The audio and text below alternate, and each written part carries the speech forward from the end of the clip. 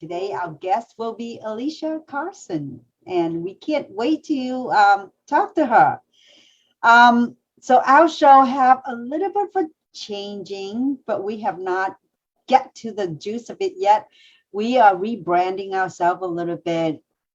We want to use this show to support refugee film school. Both of us, Sarah and I, are both former refugee. So now we are using this platform as our outreach, our charity, our spoke for the refugee. This platform is hoping that you will get to know a little bit more about the story of people who get trapped in Malaysia, refugee around the world, and the current crisis. So this is the place. But our conversation is not refugee. Our conversation is about thriving. And this month's theme is about passion and purpose. So like always, we're going to have Sarah start our introduction, and we're going to go right straight to the conversation. Yes, I'm happy to. Hello, everybody. I'm happy to be back again. I'm Sarah M., a co-host here. I grew up in Cambodia. I gone through a very difficult time when my country went through a war, when the communist Khmer took over, and they basically destroyed our life, destroyed our country. I struggled to survive. There are almost 2 million people did not make it, but I'm grateful that I did. I'm grateful that I was able to get out, and finally I arrived in this beautiful country and meet so many wonderful people. So I'm forever ever grateful for being here. And I have an opportunity to publish my book. It's called How I Survived the Killing Field. This book is, I want to help people to have hope, because if I can survive this horrific experience, you too can have hope that you will survive anything. And I also go out in the community to speak, to share a message of hope and resilience. So reach out to me. You can find more information on my website, sarahim.com. That's all. Thank you, Sarah. So my name is Lee Tran. I'm the other half of this co-host, and my story is slightly different from Sarah, as I was born from Vietnam. She's from Cambodia. We're neighbor country, but we both have the very, very parallel situation. Communists also took over Vietnam in 1975. The fall of Saigon have really turned my family also upside down. And we had no choice but to escape after 4 years enduring the oppression of the communists. So we took out by the sea route. So my dad had built a boat, and over 500 people got on this boat and then just charged out to the sea out of nowhere, didn't know where to go. So that's a tragic story, but we made it after 8 months in the refugee camp in Indonesia. So I also recorded my memoir after 40 years of hiding the story and not feel comfortable to share it. 3 years ago, 2019, I shared my story on the TEDx platform, and the TEDx and the book is both called I Did Not Miss the Boat, but because evidently I didn't. But mentally, there's a lot of hurdle, and I still do not want to miss that mental boat. And the message is like, it's never too late to start anything. You don't have to miss the boat. You can swim out to it, build it, and create a life that you love. So you can find my information on leetran.com, LEATRAN.com, and all my information is there. I am a speaker, I'm a life coach, and I'm also an author. So, anything you want, you can get. And I never thought I could do any of those. And here I am claiming and owning it. So I can't wait to introduce to you Alisha Carlson. And what I love about Alisha's bio, because she likes to radically teaching you to help you to love yourself. I am a creative person. I don't like conventional way. And that word really capturing my attention. So I would love to have Alisha to introduce herself and tell us, her background, a little bit about her story. And obviously, she have a passion about helping people. I'm not going to give it away. I'm going to let her say it. to be healthy, not just the body, but a very unconventional way to get healthy. So welcome, Alisha.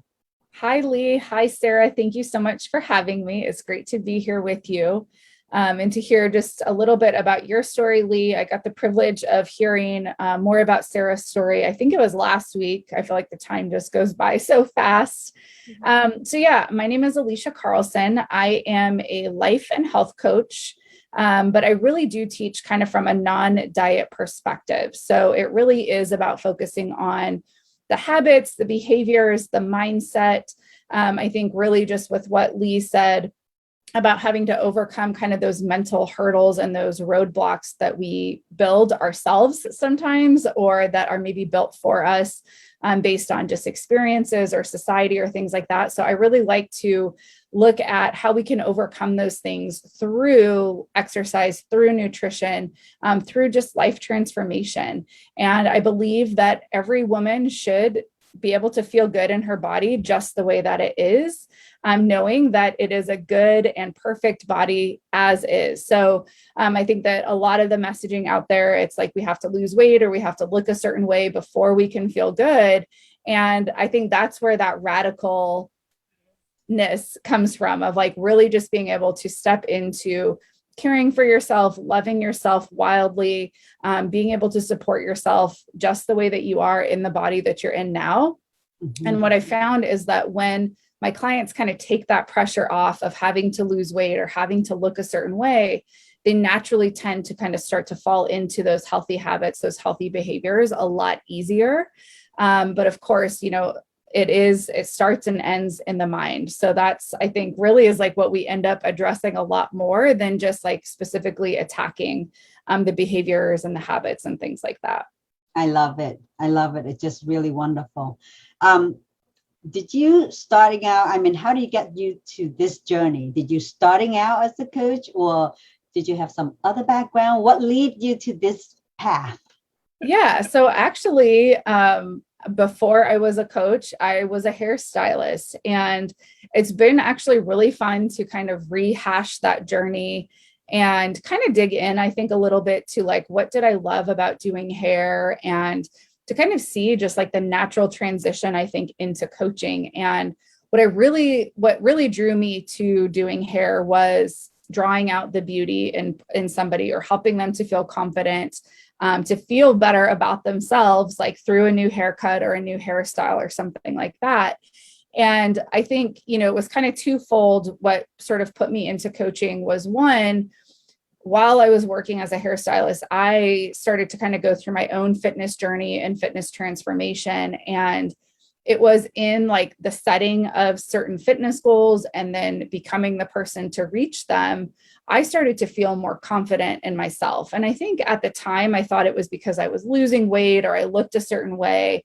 And maybe, to an extent, like it was that, but really it was like setting a goal for myself that maybe I never thought I could do. Like I never considered myself a runner, and then committing to like, I'm going to figure this out. I'm going to learn how to run, and started running like 5Ks, 10Ks, ran a half marathon. And it was like the stronger that I became in my body, and just like that mental and that emotional strength that we build as well, I just started to feel like, man, like I could probably put myself out there for other things that seemed impossible, like getting a degree eventually, or getting good grades, or, just all of these different things.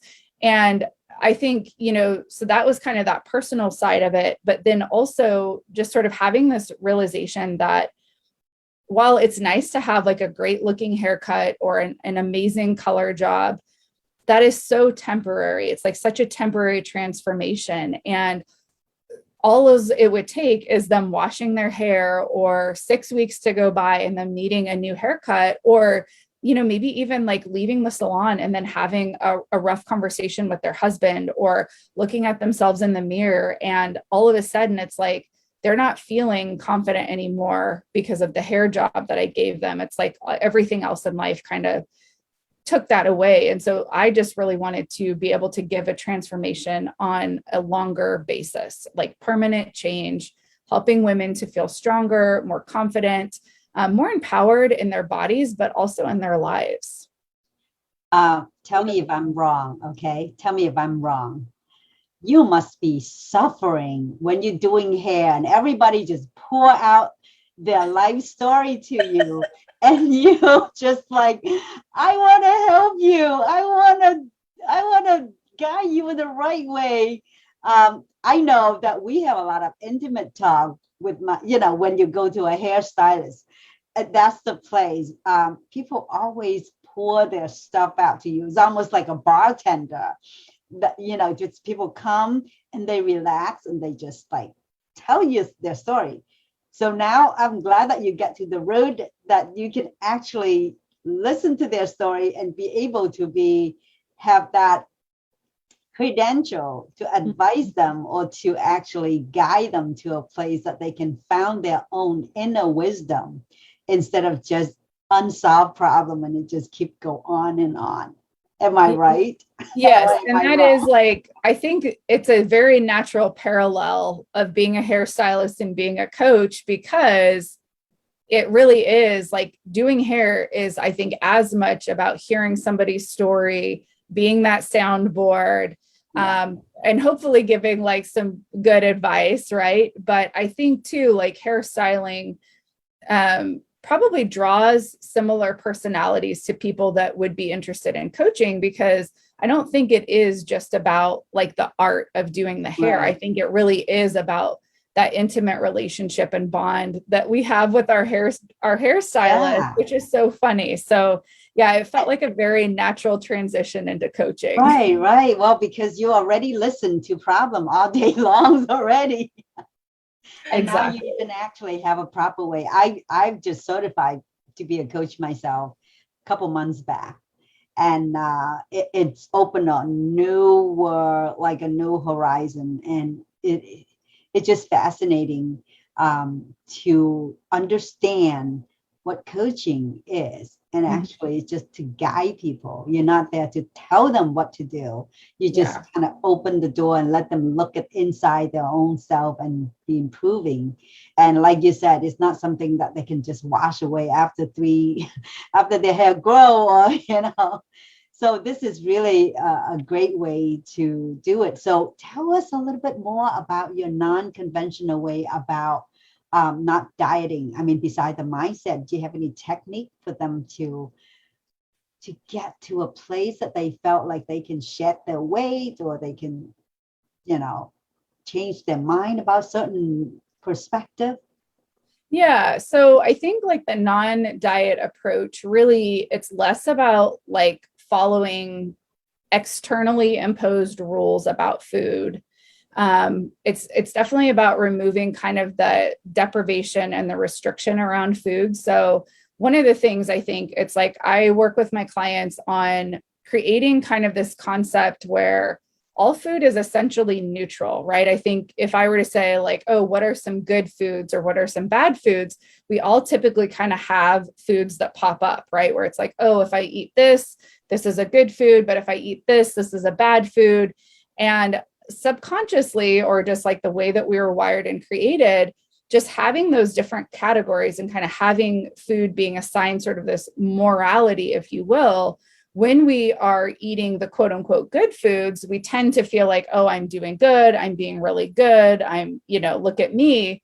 But then when we're eating something that we categorize as a bad food, then we also subsequently have those negative emotions about ourselves, which is where you see a lot of guilt coming from, when, oh, I ate the cake, I'm feeling so guilty. Want a piece of cheesecake, Sarah? So it's that like feeling, having these different emotions. And then I think the other thing too, which this is really where I think kind of the mainstream model falls short, is that we don't account for the fact that people are first and foremost, we're in a relationship with ourselves. And then we're in a relationship with everybody else, but also everything else. So we have relationships with exercise. We have relationships with food. We have relationships to the number that we see on the scale. And a lot of how that interaction goes is really stemming from the way that we think about ourselves, the way that we feel about ourselves, and that shows up in the way that we treat ourselves. So I would have to say too, like a big part of the work is really helping my clients heal the relationship that they have to themselves, to food, to exercise, to their body. And then that really does pour into the rest of their lives as well. I love it. I think everything's starting with yourself first, like self-confidence, self-image, self-conscious, everything starting with self first, because if we're not aware of ourselves first, our own feeling, our own behavior, our own love, it's really hard to express it to the external. So that is just awesome. I love it. Any tip that you can give to our clients who want to get on that journey, but something that they can change, a habit or something that they can start without committing like something big, just some small step that they can change? Yeah. So I am a big proponent that self-awareness is really the first key to all change, right? We can't change, or we won't change something that we're not really aware of that isn't working for us. Right. And so I think a lot of times it's like the self-awareness happens after the fact. And when we're first kind of looking at things, it's like, for example, that cake, right? It's like, I may have told myself, oh yeah, I'm not going to have cake tonight, but then I eat the cake. And then it's like, after the fact, I have all of this awareness, right? Of like, oh my gosh, I did it again. I'm feeling really guilty. So all of that is happening afterwards. And then we kind of move into the space of where we can start to have awareness about what we're doing in the middle of it. And then kind of that last phase is we're having awareness sort of before the fact, right? So it's like, okay, I decided I wasn't going to have any cake tonight. But now I'm feeling like, okay, it's 5 o'clock. It's been a long day. I'm feeling super stressed. Maybe that natural tendency would be to just have the cake so that I don't feel stressed anymore. But now I'm recognizing like, oh, I see that urge. I'm feeling like I want to have a piece of cake. Let me pause for a minute, just kind of check in with myself and see like, is there something else that I'm actually maybe needing instead? Maybe I need to just go for a quick walk. Maybe I need to just sit in quiet for a few minutes. So it's definitely like that awareness, and then what I call little speed bump moment. So it's like before you just dive right into that automatic behavior, it's like, okay, I recognize that I'm wanting to have this piece of cake. I'm going to give myself like 5 or 10 minutes. And if I still want the cake, I can decide to have it. But usually it's like just enough of a break that we can really pause and like actually decide if that's what we want to do, rather than just sort of reacting or acting out of sort of automatic behavior. Yeah, I used to say that you don't starve it, because then you become craving it even more. A lot of time, what I do for myself is I would cut half the portion, or maybe I'll just 1/3 of the portion, just to whet that appetite, because like I'm drooling and I'm looking at it. I was like, hide away everything else. Just give me a little teeny tiny bit of slice, just to kind of reward that behavior, and then walk it out. Like you said, just you got to have a little reward, but you also need to make sure that you're not overindulging yourself. So that's great. How about any tip for physical exercise? Is there a habit or things that they need to do just so they can be consistent on their health journey? I don't know. Sarah, have any suggestion on that too? It's just like so many of us trying to eat right, be healthy, but the mindset is definitely one of the biggest things to push us to do whatever we need to do. What is one trigger thing that will stop you from doing the bad thing and incorporate the good habit, so you feel incentive to do it every day? Well, I think so. I can definitely give a couple of tips, and I will definitely give the strategy, but I think something that can sometimes be sort of skipped is recognizing that those bad habits that we have that we want to change, they are in a sense serving us in some way. Otherwise, we wouldn't keep going back to it. And typically the way that it serves us is that it shuts us off from having to feel an emotion that feels uncomfortable, right? So it's like that cake example again, you had a long day, it was super stressful. And for a lot of people, it could be like turning on the TV, it could be having cake, it could be grabbing that glass of wine because I'm feeling so stressed. I want to find relief for that. So I'm going to turn to something that temporarily takes the stress away. The reality is, though, is that everything that caused you stress is still there after the cake is gone, after you turn the TV off, after the glass of wine is gone. So I think like the first little bit there, or something that would be worthwhile to explore underneath, is what is the, like when I'm turning to this, this bad habit, instead of going for the walk or going for the workout, what is the emotion that I'm trying to not feel? And none of us really want to feel uncomfortable emotions, but the reality is that on the other side of our goals is going to be a lot of feeling really uncomfortable, right? It's like when you go and you work out and you're lifting weights, you have to continually lift heavier weights to challenge and stress your body, or otherwise your body doesn't change. It doesn't get stronger. And so, but there's like a lot of discomfort, right? It's like the heavy weights are harder and it's more uncomfortable for our bodies, but that's necessary. And so just like with any goal, right, it's going to take some discipline, it's going to take some focus, it's going to take resiliency and courage. And while those goals or those emotions all sound great, they don't necessarily always feel good. And so I think it's just, it's kind of recognizing what emotion am I trying not to feel? What emotion am I maybe avoiding feeling? And then how can I just kind of like lean into, you know what? I told myself I was going to go for a walk after work today. So even though I'd rather sit on the couch, I know I'm going to be really proud of myself after I like honor that agreement to myself and I go for the walk. And then heck, when I get back from the walk, if I still want to sit down on the couch, I totally can do that. What would be a great thing to remind them that their purpose of doing all of this and bring that passion to do that? I mean, what is the trick to get people to keep their focus on that one purpose? Because this is hard. Losing weight is hard. Trying to be healthy is hard. You have to keep constantly reminding yourself that one purpose. How do you do that? So I think there are a couple different ways. I know for a lot of people, having visual cues is really helpful. So whether that's a note card that you put up, next to the TV or on the refrigerator, or you have a reminder that kind of pops up on your phone, or you make even a wallpaper to put on the backdrop of your laptop or your cell phone or something like that, just so that you have kind of these reminders in as many different places as you can, right? And I think like it's really getting to the deep why, right? It's, okay, if you have this particular goal, like, why does that matter to you? Why is that important to you? And you really want to keep asking yourself why until you get to that deep reason, which oftentimes elicits an emotional response. Because otherwise, like if we're just kind of hanging out on the surface, like, I want to look good in the bikini on vacation. It's like, yeah, that might be important.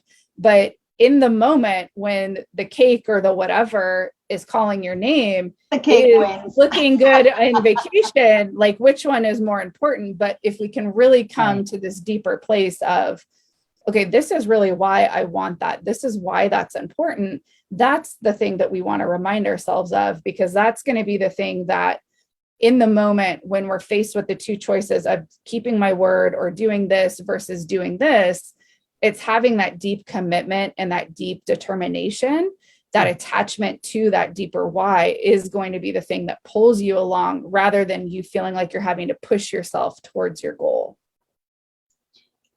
Well, I just love the way that you talk about the visual cue. And it reminds me, my sister-in-law used to put a sumo wrestler's picture in front of her refrigerator.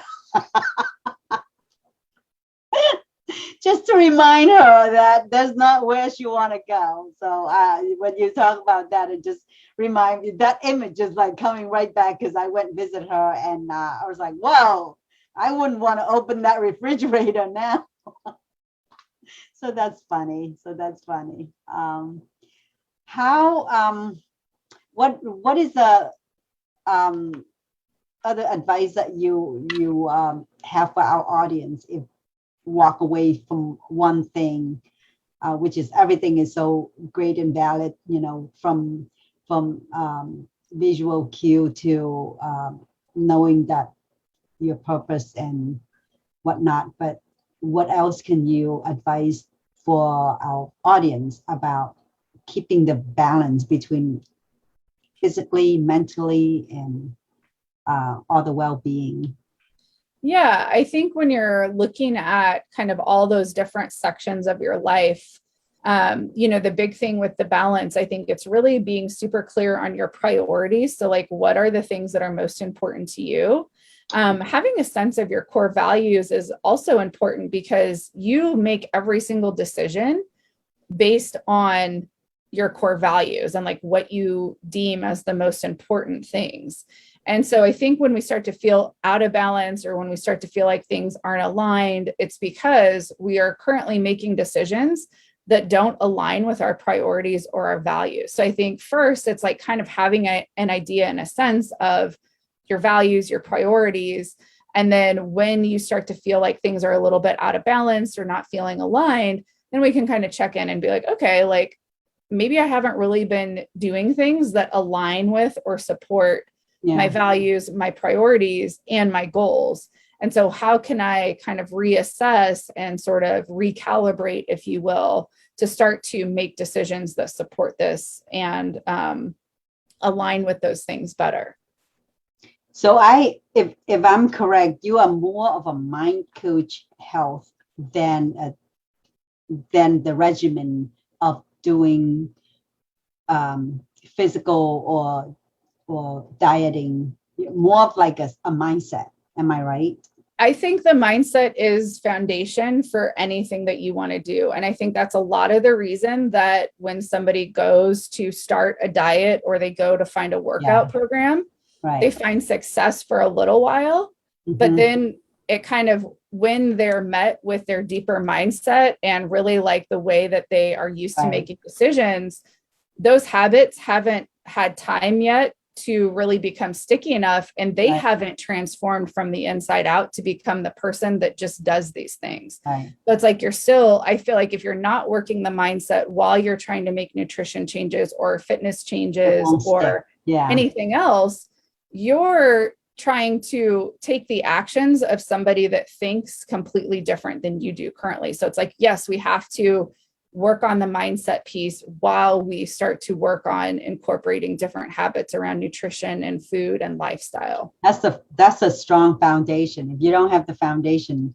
you can't build on it, because everything's going to collapse within maybe months or weeks, depending how weak you are in your mind, because temptation is everywhere.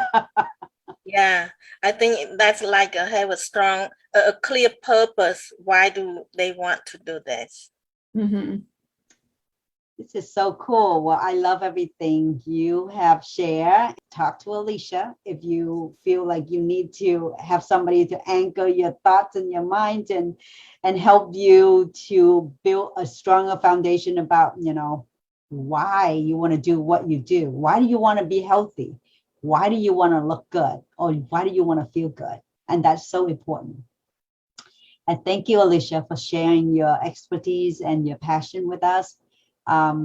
Definitely your purpose here is to help women build more confidence and empower themselves, because you got to empower yourself first before you can actually show up in the world to help anybody else. So thank you for getting yourself together, on your health journey, and then now helping other people to get themselves in their health journey. Yeah, thank you so much for having me. It was super fun to be here. Oh, thank you.